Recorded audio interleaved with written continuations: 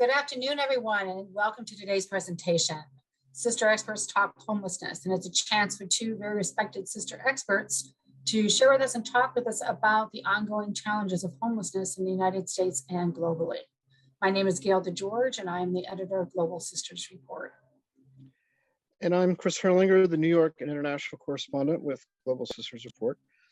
2 years ago, GSR produced a year-long series of stories entitled A Place to Call Home. The series focused on the serious problem of homelessness. In particular, the award-winning series examined the ways women religious are at the forefront of efforts to help and empower those who are experiencing homelessness or lack adequate shelter. The series also reported on the ways that homelessness, long seen as a local problem, was finally being seen as a global issue, and as such was finally being discussed at the United Nations. And make no mistake, this is a global challenge. More than 1.6 billion people worldwide live in substandard housing, and of those, at least 150 million have no home at all. Our guests today, Sister Jean Quinn and Sister Mary Scullion, are known both nationally and internationally as experts on the topic and have long experience working with communities struggling with homelessness. They were also prominent voices in our series. I don't think it's an exaggeration to say the series we produced would have been much poorer without their participation. In just a moment, I'll introduce our guests, but before we do, we want to take care of a couple housekeeping announcements. All right. Thanks, Chris. You'll notice that you're on mute, so we appreciate your patience with that. We do this to ensure that we have a good listening experience for our participants and of course for our presenters as well. Today's session, you'll be invited to send questions to our guests. You can do so by typing them into the chat, and our behind the scenes team will get them to us. You can also use the chat room to let us know if you're having any difficulties, and we will try to help. Finally, we're following up with an email today listing the resources that are mentioned in today's presentation, as well as a link to the series and to today's recording. So please share them and share them widely. This is, as Chris noted, a really important issue, and it's affecting all of us, particularly at this time. So Chris, now I'm going to ask you to introduce our guests.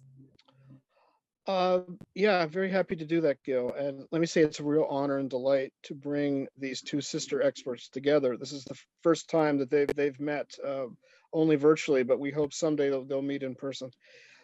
Sister Mary Scullion, a Sister of Mercy, heads Project Home in Philadelphia and is widely recognized for her decades-long work on behalf of those experiencing homelessness. She helped co-found Project Home in 1989. And the organization has been hailed nationally and internationally for its support of housing, employment, education, and healthcare programs. The recipient of numerous honors, including an honorary doctorate from Georgetown University, Mary was named one of Time Magazine's 100 most influential people in 2009. Sister Jean Quinn, a member of the Congregation of the Daughters of Wisdom, is executive director of the United Nations-based advocacy group, UNANIM. She is recognized internationally as an advocate for those experiencing homelessness, including her leadership in helping bring the issue of homelessness to UN forums. Jean worked with the homeless in Dublin, Ireland for many years, where she founded Sophia Housing, an organization committed to providing a holistic approach in supporting people on their journey from homelessness. Sister Jean, can we ask you to lead us in a short prayer, please? Thank you, Chris. And I wonder if I could just, I'm sure Mary would agree, the experts are the people who experience homelessness, and we just are simply a voice for them. And hopefully our opening prayer is about hope. It's about comfort and hospitality, and maybe a challenge to us in the future. We don't have it on screen, but we will make sure you get the prayer. And so we come in quite a number of people joining us today in Wisdom's name, gathering to be part of a conversation about homelessness. And in that conversation, we have hope. And the real hope is not in something we think we can do, but in God, wisdom, who is making something good out of it in some ways we cannot see. And I just have a short reflection on the apron, which I love the apron, as I'm sure many of us do, coming from our old traditions of our grandparents and our mothers wearing, well, grandmothers, not grandfathers, wearing aprons. And there's something comforting in an apron. And it's also a symbol of generosity and hospitality. So I'm inviting Lara Hicks to read it. Lara is on another line. Hopefully she has it in front of her. Thank you so much, Jean. Mercy, I realized, wears an apron. As forgiveness often wears a shield and love sometimes wears overalls, mercy always wears an apron. An apron, as a noun, is a garment worn to protect the clothes of the wearer. As a verb, it means to surround in the manner of an apron, as in the inner city is aproned by low-cost housing. One can be unaproned or apron-like. Issues can be in a priorism and a propos. My maternal grandmother always wore an apron, not just in the kitchen, but as she prayed the rosary or sat for family photographs. While canning rhubarb or cutting watermelon, cooking dinner or chatting on the phone, her apron carried her secrets. What would be served for dinner was partially smeared on the front. The list of things needed for shopping was stuck in a front pocket. The rare peppermint candy she would share with a tearful child, the blood spot that wiped clean a nick on her pinky finger. Her apron was the diary of her day, and I knew that it was protective, covering something even better, my Nana. But there is another definition for the noun apron, a continuous conveyor belt for bulk materials consisting of a chain of steel plates. No art palette of protection, no pockets of peppermint candy or lists of need drawn up for later reference. This apron is a mover of heaviness, bulky and weighted, continuous, necessary and strong. Mercy, I realized tonight, wears an apron. The weighted bulk, the heaviness in my heart needs an internuncio, a messenger, a porter, something to help me get there, to arrive at mercy, unburdened and reconciled. Forgiving and compassionate, I need a return from the exile, a visceral mercy, the kind born of compassion that begins with a generous desire and will one day become a blessing. We pray that our heavy hearts be loosened from the weight of an accumulated, sad doom, bathed in restlessness and disgust. Yes, it begins with generous desire, and may it one day become a blessing. Thank you, Lara. And as we pray this prayer, I would like to remember all our sisters and brothers who are homeless and for whom we don our aprons. If vowed religious community life in mission is to be sisters to the poor of the earth, and if it survives, we must do it together, enriched by our different charisms, our spiritualities, our histories, but one way of being in the world. This will be the sign of absolute power of love in the broken places of the human family. And let's begin our conversation. Laura and Sister Jean, many thanks for that prayer and reflection and for putting us in a mindful space. Jean, thank you so much for reminding us, as you often remind me, that the real experts on this topic are the people who are experiencing homelessness. Let me begin by asking each of you, what drew you to a ministry focused on homelessness? Mary, let's start with you. Well, Kristen, when I was still in the novitiate in the 70s, for the first time ever, we were seeing women living on the street.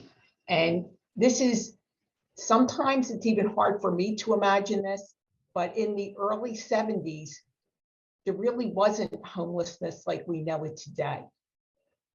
the housing policies in the United States favored affordable housing for all.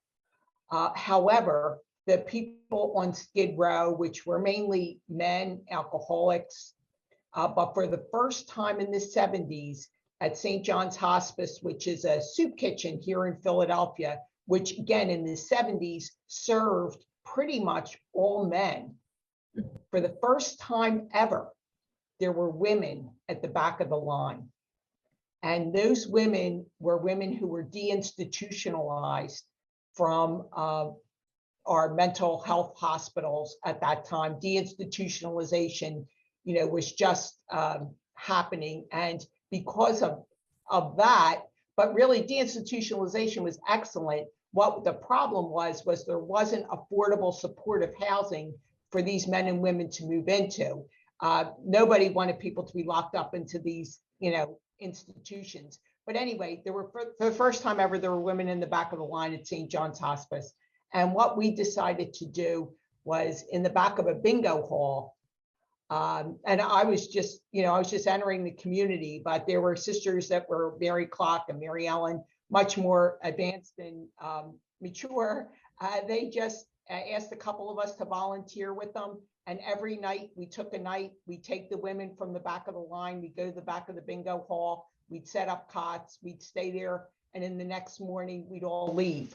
And what that experience did for me was connect me in a very profound way to these women who were really remarkable, resilient, and yet, in a very precarious situation. And it just called me to do something because it was unacceptable, the plight of these women. Mm-hmm, mm-hmm. Unacceptable. That's a good catchword. That's a very, very, very good catchword. That's something I think those of us who have been following homelessness would certainly say about it. Jean, what about you? How was your experience in Ireland? Maybe both different and similar to Mary's in Philadelphia. Maybe I came a little bit later in terms of myself, but I was very aware of growing up in the northwest of Ireland, where there was a lot of poverty.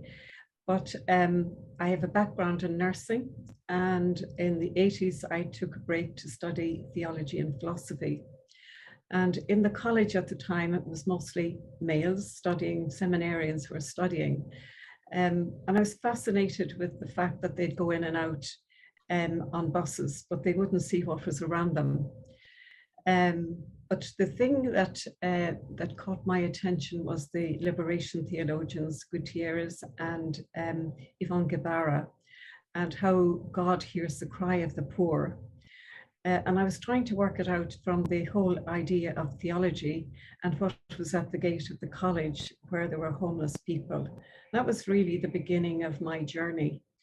And then secondly, a significant thing happened to me was I was working in an organization in Ireland before I founded Sophia for homeless families. And I was asked to go. It was, if you remember when you have an experience, you remember the day, the time, what the weather was like. And it was a Friday. And at that time in Ireland, the Angelus bells would peal at 12 o'clock, and they were pealing. And I had to go and meet a homeless woman that was sitting outside a cinema, who was certainly had been drinking and certainly had slit her wrist and etc. And she was sitting on the ground with her bag and baggage, with her head down. And I'm coming from a nursing background. I was leaning down to ask her if I could help her, and there was no sound out of her, until eventually I had to sit down beside her on the pavement. And that was my first moment of exchange with somebody that had an experience that I didn't have myself. And that was the beginning of my journey with homeless women, but really hearing the experience from their experience. I learned so much from them. And yeah, that was my significant, the beginning of my journey with people who are out of home. Mhm, mhm. Mary, any reaction to Jean's experience, which is similar but also different than yours? Definitely similar. I guess my reaction is it is all about our relationships with one another and realizing that we're part of one human family, that whatever affects one of us directly affects all of us indirectly. I would say in Philadelphia, one of the blessings that I had in this work was I worked with men and women that were experiencing homelessness that understood the urgency of this problem, that it wasn't enough just, well, I don't want to say it wasn't enough, but that part of, experiencing the relationship and being in relationship with people is obviously, so important, but that the urgency that this issue is required us to take action, and that the action that we had to take was, again, doing whatever we could that day, to provide a meal or provide shelter, but really looking at the systems and the systematic, machine that was producing homelessness, in our country, especially in the 80s when our housing policies changed and homelessness was exacerbated in so many ways. So being able to join with people to, we did actions like take over a state building and shut down the federal building, and saying to people in our communities that people experiencing homelessness are a prophetic sign, saying that something is radically wrong. And we, as people of faith, have to figure this out a little bit more and get involved in making transformational change, not only for individuals, but for our society. Our lives, our moral fabric or social fabric or whatever you want to call it is at stake if we don't understand the urgency of this problem and what is at stake. It's really our basic human dignity, and it affects all of us in very serious and profound ways. Both of you have talked about, I think you've both mentioned the word systems and the system that is in place. I always say when I see homeless people who are experiencing homelessness here in New York City, I always say, if you were building a society from the ground up, this is not what the society would look like. People deserve housing, they deserve health care, they deserve education. Tell me both, what do you think is the problem with the systems that we have in place as a society, both here in the U.S., but also, Jean, in your experience in Ireland? Well, of course, it's a global issue. It's not just the States and it's not just Ireland. And I think I was talking to a sister in India yesterday, and she was pleading with me about the whole issue of inadequate housing in India. Now, I was privileged to work in India as well. And I sort of came out of that system that it was not recognized in governments, the need for adequate housing, supported housing, because, in many ways, the people we work with have support needs. We've been working at the UN on a resolution on homelessness because, of course, the UN has had no language, has had nothing on homelessness until 2 or 3 years ago. Nothing. I was shocked when I came here. So now we've worked with member states in 193 countries that have signed a resolution on homelessness. And in that is exactly what Mary is talking about, that need for supported, adequate housing and particularly I'm going to be talking about women, children and girls, because in many ways that's where we're going to break the cycle of homelessness. So we need to do a lot of work in our countries, locally and nationally, to get our governments to do something about that. And I think that's what Mary and I'm a grassroots person. I would much rather be working at the grassroots than where I'm working now. But I think I can see it does change the systems. And I think that's what we're trying to look at, and look at it globally. I am coming from an Irish perspective, and the governments know I'm a thorn in their side in relation to housing. But one of the things I would like to say is, and I know here in the States it's happened as well, is that religious have donated millions of euro or dollars of properties to the homeless. And it's a model for what governments need to follow. And so I think that's something that has to be recognized. Mhm. Mary, but the same question to you in terms of systems. Well, I'm only familiar, with the United States, so I can only, speak to that. But after World War II, there was, legislation in Congress, affordable housing for all. That every American was entitled to a safe, decent, and affordable home, and resources were put into that. But in the 80s, a lot of that was undone, again in Congress. And since the 80s, the loss of affordable housing all over the United States has been exacerbated. And the largest subsidy in the United States for housing is the Homeowner Mortgage Act, which is if you buy a home, there's a nice tax write-off that you get as a homeowner. That is the largest subsidy.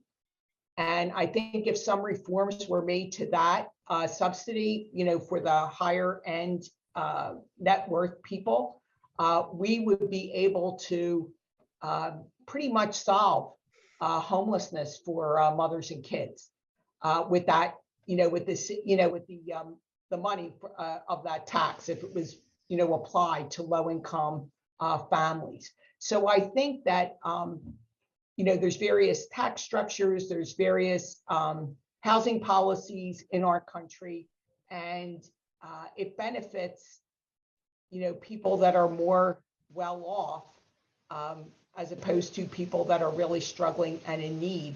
And as I said, the way the housing cost and the housing rents are rising across our country, housing is less affordable, not only for people, the very poorest of our society, but also for people that are working and barely able to make rent and utility costs, food and medical costs. So,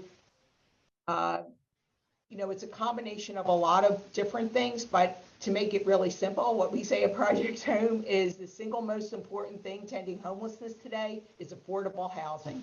And there's lots of ways that that can be achieved, at city, state, and federal levels. And the single most important thing to ending homelessness for the future is a quality education for every single child. Homelessness, again, is not, it is a problem in and of itself, but it's more a problem that highlights the system problems of the lack of affordable housing, quality education for every single child, accessible health care, and jobs at livable wages. Mm-hmm, mm-hmm. Let me ask, both of you are, of course, have grassroots experience in terms of doing the work of getting people in housing, but both of you have also been involved in advocacy efforts. And Jean, that's primarily what you're doing now. Maybe we're often asked here at GSR, what is advocacy and what good does it do? I'd be curious to hear, Jean at the UN level and Mary at the local level, what does advocacy look like, and who do you, we know who you advocate for, but who gets the message about these advocacy efforts? Shall I go ahead, Mary, to give you a break? Sure, Jean, please. I think advocacy is something that you have a focus on, and I think that's very clear to me. When I came to the UN 6 years ago, I'm in my 6th year, I realized you could go to 1,000 million things because there's so many activities going on, but you have to have a focus. And member states or ambassadors here at the UN don't like multiple issues. They like a focus. And when I discovered certainly that there was nothing on homelessness, we organized the working group to end homelessness with many organizations that I represent. I'm co-chair of that group. We got together to talk about this and to see was it possible to work with member states, because sometimes here at the UN people get very siloed. And so we had a mapping exercise that we would look at in terms of the advocacy. And that was really from passion to product, if you like. So it was like having the focus, gathering information, networking with so many people, both locally, globally, internationally, meeting many people. And then as we talk about the boomerang effect, getting to the product, when eventually we normally are the people that go to member states and ask them to help us on an issue. When the member states came back to two of us and said, can we do something more about homelessness so that we can have a significant resolution at the UN? Now that took the guts of 18 months. And as many of you know, it takes a very long time to get a word into the UN, never mind a second resolution on homelessness.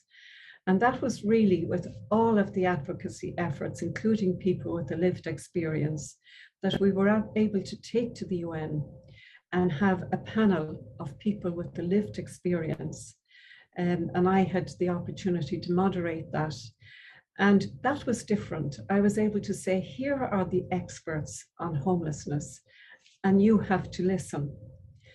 Out of which we have, from the advocacy efforts, Chris, at the General Assembly on the 16th of December, a resolution was ratified on homelessness. So is that success? I'm not sure. I hope it doesn't stay on a bookshelf, because then we have to work with our governments, and Mary, the USA were one of the signatories, so that was really important too. So for me, that was a gift of advocacy, and seeing that played out. Thanks so much, Jean, and thank you again for, the great work you're doing with your colleagues at the UN. It is important to recognize this as a global issue. Chris, to answer your question, I think there's so many ways that people can, employ or, do advocacy for people experiencing homelessness. Multiple ways. So we heard, Jean's work with the UN. I think from where I sit, one of the things that I learned or that resonates for me is an idea that Brian Stevenson, sure you heard about him and his work with people on death row. He's just amazing. But in his book, he talks about proximity. So for me, advocacy is fueled by my relationships with people experiencing homelessness. Like, it's not an intellectual exercise. It's about David Brown. It's about Georgiana Simmons. It's about real people with real lives, with real talent and skills and aspirations, and real contributions to our society. And actually, the container of homelessness really is a disconnect from our society, a real loss to our community. So for me, advocacy is rooted in proximity with people that are actually experiencing homelessness and walking with them, standing by them, behind them, any which way I can be an effective leverager of those experiences. And I think too, one of the things that's, I know really how to characterize it, but again, in Philadelphia, people living on the street, many people live on the street either in Center City, Philadelphia, or in a couple of the neighborhoods. People experiencing homelessness are right out front, and it bothers people. It really bothers people. Sometimes it motivates people to do, you know, what I would term as inhumane things, like move people. Some of the people's possessions have been set on fire. You know, some people have been beaten. I mean, all those kinds of things. And sometimes it motivates people for compassion, or they realize, and again, the best stories we have are little kids who say to their parents, you know, can we invite this person home with us? You know, those genuine responses, human, caring, you know, responses. And I think that the proximity, however you can absorb that or reflect upon it and incorporate that into lives and action is critically important. And then again, there's all the other kinds of advocacies that I talked about, you know, figuring out a way to say that this is unacceptable. And again, even the story of Rosa Parks, who, you know, as we all know, just said that, you know, she refused to sit on the back of the bus to uphold her own human dignity. And because she refused to do that, she changed the course of her society and ours forever. So what are the actions, if we are really true to ourselves, if we are true to our own humanity? Seeing someone, our brother and sister, lying on a street, on a curb, in a doorway, that is an affront to all of us. What action is required? I mean, you can't go on living life like, you know, that this is business as usual. It's not. It is not acceptable. So what are we going to do about it? And we have to be that direct and upfront about it, because otherwise, you know, we assimilate it, or we you know, act as if this is normal or something. I don't know. So I think advocacy has a lot of different ways of, you know, of action. And again, at Project Home, some of the more traditional ways is we have a vote for homes. We register as many people as we can to vote, our residents, our supporters, people on the street. We urge them to come to forums, and we have candidate forums, and you know, allow dialogue and engagement and all of that, empowerment, support that, you know, and you can do the traditional sources of advocacy. But again, in the United States today, it's more about money and PACs than, you know, everybody matters at the same level. You just have to be honest about it. You know, it's not equal. It's not an equal playing field. So we have to figure out better and newer and different ways of doing it, but reflecting on what does it mean to be a human being in today's world? What does it mean to be a person of faith? And how are our lives going to be a little bit different in knowing that? Mm-hmm. Faith doesn't give us answers, it gives us courage. And that's been the tradition of religious women throughout history. We only have to look at, you know, the women that have come before us and the women that we walk with today, and you know, all of that. And again, recognizing that every single person matters. Father Arupe, love him, right? Jesuit, you know, superior general. What he said is, if anyone is hungry in the world, the Eucharist is incomplete everywhere in the world. You know, the Eucharist, Mass, if we look around that table and everybody looks like we do, there's a couple people missing. Do you understand what I mean? So you know, we have to think about that and figure out how we make our faith and our beliefs alive and real in the world today. Mm-hmm. Great. Just add to what Mary is saying there, because we heard from the Special Rapporteur on Extreme Poverty this morning, and when you're talking about advocacy, he said, solutions without the people will be without substance and disempowering. So no matter what we do, we have to have the people as part of the solution. We cannot be the solution.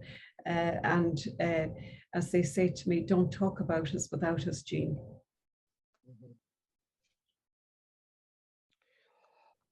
Let me ask the two of you, given our global situation, 2 years now going into 3 with the pandemic, what kind of challenges has the pandemic posed in your work and the work of others who are trying to help those who are experiencing homelessness? Jean, you want to start? Yes, sure. Well, as I talked earlier, some of the issues around is the instability of housing. And of course, during the pandemic, everyone was saying we're all the same in this. We were not all the same in this. People who still remain on the street, and I was struck here in New York on the subways so that you couldn't see people, and they said, we're really housing people and everybody is okay. Globally, the issues that were coming to us from our members, wash your hands, stay in. People hadn't accommodation, they hadn't soap to wash, they couldn't find water. So there were all these issues that were significant for people that were out of home. And a number of people talked about, particularly Mary talked earlier about the housing element and education and that. I feel very strongly about supported housing in the area of health, etc. But for many people that went during the pandemic, we couldn't mix with each other. So they couldn't engage with people, particularly families and children. And people said about, well, we can use technology. Because half the world couldn't use technology at the time. Right. So it was a really, real challenge during the pandemic. We were not equal. We're not equal still. And if you look at the whole issue of vaccines, half the world is still not vaccines. Well, we're all talking about getting our booster. So it's a challenge for people globally, particularly the people that Mary and myself are talking about. They don't have the same access. They don't have the same finances. As somebody said to me here the other day, I can't afford what you can afford. Well, I find it's an extraordinary system to have to pay so much for medical aid. So they're the issues that came out strongly during the pandemic, Chris. I think the pandemic unmasked some of the serious inequities in our society and in our, in our world.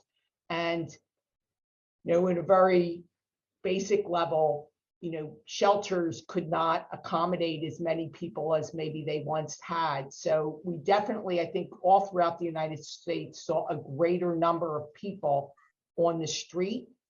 And some good news, I just read it recently, is that the number of families in shelter wasn't as, the increase wasn't as bad because of the stay of evictions and things like that, that help, people on the edge of homelessness not become homeless. So that was actually a positive, in the pandemic. But for people living on the street, the situation became much more dire, because they relied on the general public for sustenance, and the general public just wasn't there. There was no place to go to the bathroom, no place to, get services, or even meals were restricted, during COVID. So the consequences for the people on the street were dire. It's a dire situation. And the spread of COVID among people on the street, lack of quarantine beds, I can go through a million things, but it's a very dire situation. Mm-hmm. Can I just give you numbers I got this morning? And I hate numbers. I'm not a numbers person, but I think they're significant. That we learned that almost 108 million people were pushed into extreme poverty in 2021 because of the pandemic. And that is added to the number that were already poor. So that's a significant number. Those living in poverty, which is $1.90 per day, was raised to 711 million as of June 2022. The undernourished increased worldwide. Food insecurity increased by 30.4%, which is 2.4 billion people, an increase of 380 million from 2019. Now, these are challenging statistics for us in our world today, and we can only Mary and myself are only talking about a small experience. But if you think of the religious throughout the world, that I'm privileged now in this position to know what's happening, they are the boots on the ground. They are the people that are actually doing the work during this pandemic. Some sisters have died because of the work they did. So we look at those statistics, but we also know religious around the world, part of your communities and mine and Unanimous International, that are the boots on the ground and are picking up the pieces that we're not able to do because that's not what we're expected to do at the moment. But that's a real worry for us. Mhm. We have about 20 minutes left. I know Gail had a question for the two of you. I do, and we're actually inviting people to put questions in the chat. We'll get to them as we can. And again, as I mentioned, we'll have some resources to follow up after our presentation today. Sister Gina, Sister Mary, as you know, nationwide, rents have skyrocketed in the United States for apartments in the past year since the pandemic. There may have been a brief lull at one point where there were breaks giving, and again, these stays of evictions. But median rates were up as much as 18%. A two-bedroom apartment is like $1,900 a month. A one-bedroom is $1,600 a month. So against this, how can families especially afford this? And how is this exacerbating the homelessness issue? I think, Sister Mary, I turn to you first because this speaks to the affordable housing issue that you've been raising, that this wasn't always such a problem in our country. Correct. It wasn't always such a problem, and it is a solvable problem if we have the political will. And there's, enough resources within our country, and it's just a matter of deploying them in a way that addresses, homelessness and the lack of affordable housing, just being able to be safe and in a place that's safe. It's just so important, not only for today, but for the future. And for the kids and how they'll grow up and how that allows them to participate and to be really vibrant and educated members of our community. So all I can say is that with the Build Back Better plan that Biden proposed, there was a lot of money in there to help address the affordable housing crisis. Not enough, but it was substantial.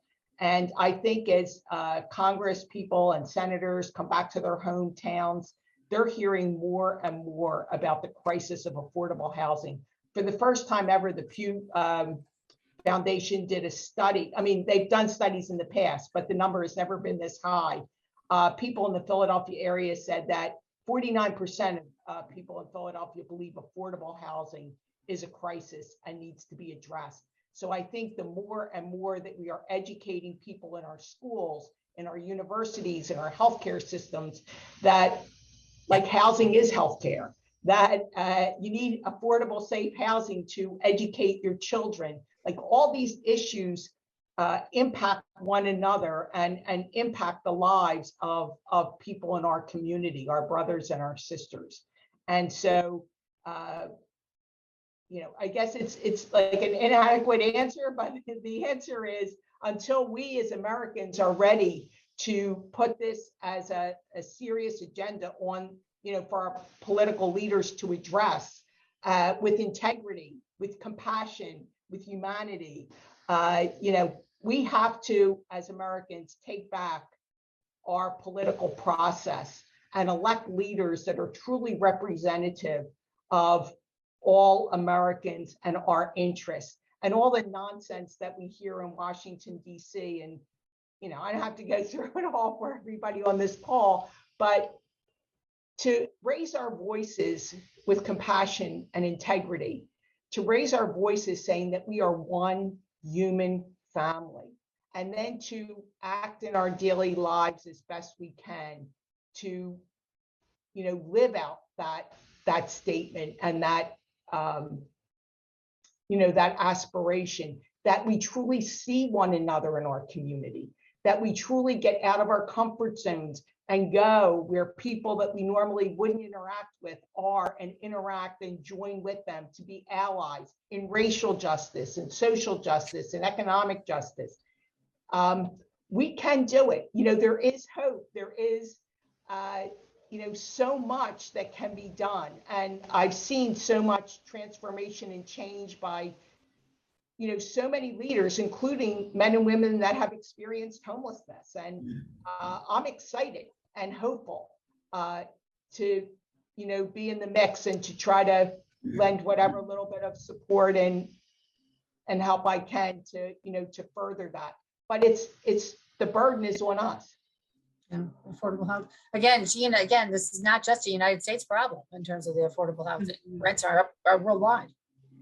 I don't like particularly myself rented accommodation because for some people who are homeless, their last stable accommodation was rented accommodation. So it doesn't create permanent housing. As Mary said, in your constitution, you know, everybody has the right to housing. Well, if you're renting housing, you know, landlords are not accountable. That's my experience. And also in terms of subsidies, they're not great at accepting subsidies. So that's a concern. So I would prefer to see constitutions or whatever laws people have in their countries to see housing as a human right in there. And then that would be different. There's a man here in the States, he's Greek and his name escapes me, but he talks about housing first. And we're trying to have that approach into everything we do for homeless people. And I think we'd be better getting away from rented accommodation unless it's long-term and there's some commitment to that long-term renting. And affordability, that's the big thing. Good point. Yeah, indeed. There are some solutions we need to start to enact in terms of affordable housing because $1,900 a month for a two-bedroom apartment is just, it's not acceptable. As you said, Jean, the system area, it's just not acceptable. All right, I'm seeing if there are any questions. While I'm looking for those, Chris, you had a question also for our panelists? Well, we have just a little over 10 minutes, so I'm going to start wrapping up. But Mary alluded to this in her last comments, but maybe she can expand a bit. What both of our participants, what gives you hope on this issue? I mean, this is, as we've acknowledged, this is a very difficult time globally on this issue of homelessness. But what gives you hope in terms of what people are doing, what organizations are doing, what advocacy efforts are happening? What gives you hope at this time on this issue of homelessness? Well, there's a lot of things that give me hope, Chris, and I guess the most important one for me is the men and women within the Project Home community that give me so much reason to hope and to be excited and to see such commitment. And I think whenever you work with people, you're in relationship with people that share a common vision, and that's really what religious life is all about, like the women, the Sisters of Mercy, and you work together to address certain issues. You make a little bit of progress. Every little step forward, you know, gives me hope. And I guess it's just in the work I do. I mean, every day I see signs of hope. You were here with me, Chris. You couldn't help but be infected by hope and a sense of a beloved community that Dr. Martin Luther King calls us to. I think it's that sense of connection with people, a sense of actually doing some things that, you know, indicate some progress. Those things give me hope. And let me just say, Mary mentioned David Brown, who's on he's a staff member of Project Hope. He was himself homeless, and I interviewed him when I was in Philadelphia, and I still remember the palpable pride he had in having his own place, and that was something that was very, very moving to me, and something I haven't forgotten. So, Jean, what are your thoughts about hope? They're not unlike Mary's. I think the hope and resilience of the people, they, for me, are the agents of change. And sitting on that street in Dublin in 1980s, beginning 80s, really changed my life forever. So that's something I will live with forever.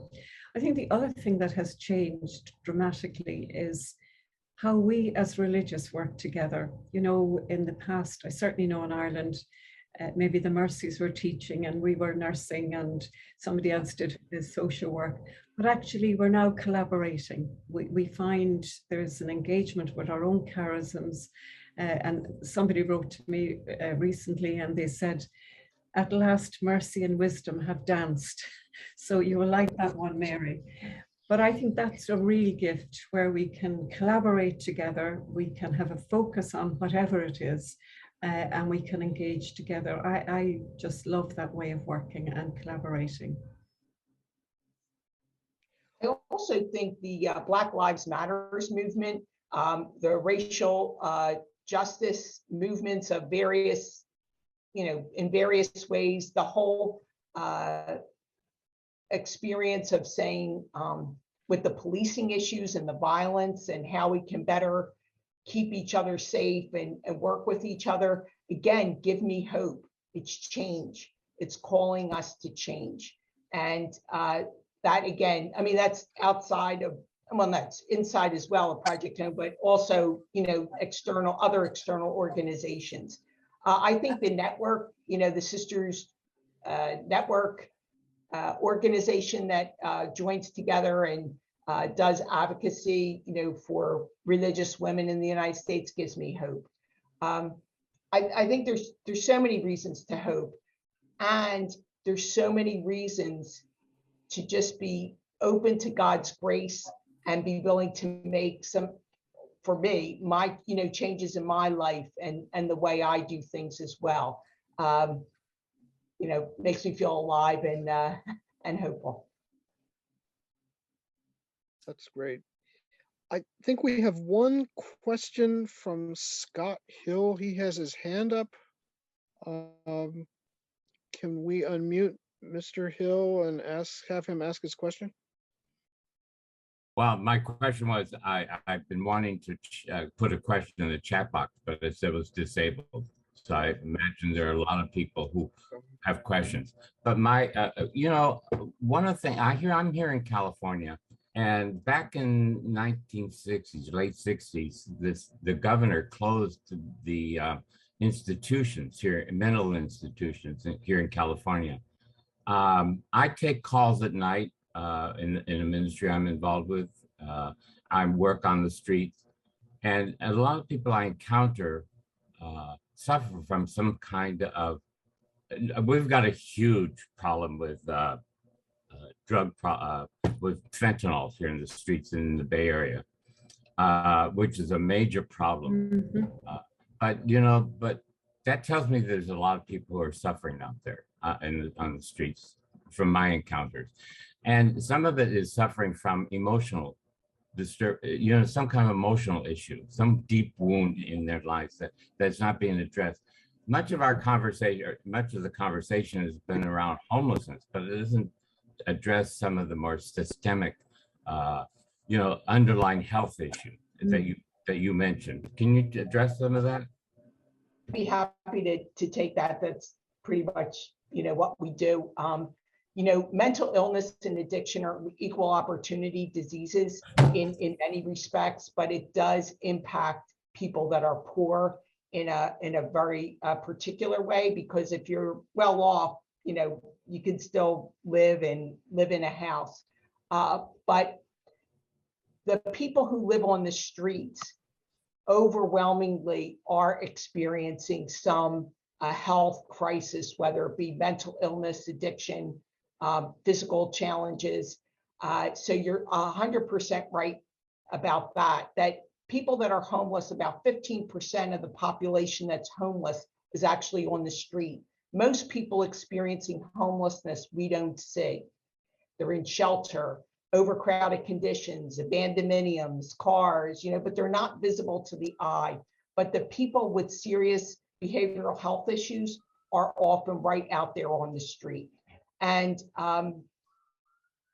the care that's needed for healing is so important. That's quality healthcare, but also a safe place to live often helps decrease those those conditions as well. Like just having a safe place can make someone with a serious mental health disability or even an addiction or a combination of both more amenable to treatment and to care. So that's the whole housing first concept. I just want to thank you though for bringing that up, because the behavioral health and access to quality behavioral health services is sorely lacking in our communities. And as I think I said this, I'm not sure, but the opioid crisis in Philadelphia took the most amount of lives this year than ever. And that again, I think was a result of the pandemic, that increasing in substance abuse and the lack of treatment definitely escalated and took many, many lives with them. Just quickly respond to that as well, Scott, because I do think that fentanyl issue is huge. And the reason both of us talked about housing with support is that it's not just enough to say, here's a roof over your head. There are lots of other supports that people need. And in fact, when you house people without support, they can become homeless very soon again when the issues like you just talked about, Scott, emerge again. So I just keep saying housing with support. We're almost out of time, but I'm seeing some questions now. Our chat room apparently had an issue, and now people are, are able to access it. There's one question that's coming up that's saying, what's the most effective thing that we in the audience can do to help solve homelessness? Is there practical steps that we can take? I know this has been mentioned a couple of times during the talk about advocacy and what we can do. And I want to say there's, again, to the question of hope, someone asked about a particular region of the country where they could help, and someone else chimed in giving suggestions of where they could assist. So, hey, that's awesome. That's a terrific example right there. But anyway, back to try to address at least this one question. What's the practical thing that people can do? What's the takeaway that they can and should do? I think sorry, Mary. Go for it. Awareness is really one of the keys, that we become aware of something. Again, I was at a meeting this morning, and we cannot change what we're not honest about. So if we're not honest, like Mary has said, particularly here, because that's where I am here in New York, what we see, we can't change it. So in some ways we have to become aware of it and then do something about it. Mary, anything else? Yeah, you can go to www.projecthome.org, go to our advocacy page, sign up, and there's all kinds of ways you can get involved in advocacy. And I would also encourage people to volunteer and to come in contact directly with people experiencing homelessness or poverty, and build those relationships and get a deeper understanding of what it means. And those relationships will fire you up to do whatever God has in store for you to do. Well, great. Go ahead, Chris. I was just gonna say we're at the 4 o'clock Eastern, 3 o'clock Central mark, so we're officially out of time here. I know on behalf of Gail and in particular, it's been wonderful to have the two of you together. It means so much to us and so much to me, having worked with both of you on that series 2 years ago. And but we also want to thank our colleagues at Global Sisters Report and National Catholic Reporter, especially those who have been helping behind the scenes today. Our series on homelessness is 2 years old, but it's of course still on our website, and we invite you to read the series at globalsistersreport.org. Gail, you have a final thought or two? Just wanted to say to thank you people for joining us today. Again, do follow up and see what you can do in your own local areas and perhaps broader as well, because these are real issues that are affecting so many of us. So I wanted to thank our guests, Sister Jean Quinn and Sister Mary Scullion. Again, Chris, for facilitating and for leading our homelessness series, Our Place to Call Home. In fact, we decided to call it A Place to Call Home because we wanted that resonance of hope in all of that. So I'm going to ask Sister Mary if you could, I believe, finish up about a prayer for us. Okay, so I guess we just want to, thank God for this time together, for the reflection, for just having an opportunity to engage with one another, to motivate each other, to even become more deeply involved and committed, for all men and women across our world that are experiencing homelessness, and for all those that aren't, that, somehow we can join together to make homelessness a distant memory. And pray for faith that calls us to kinship with one another as one human family, where we find a home in one another.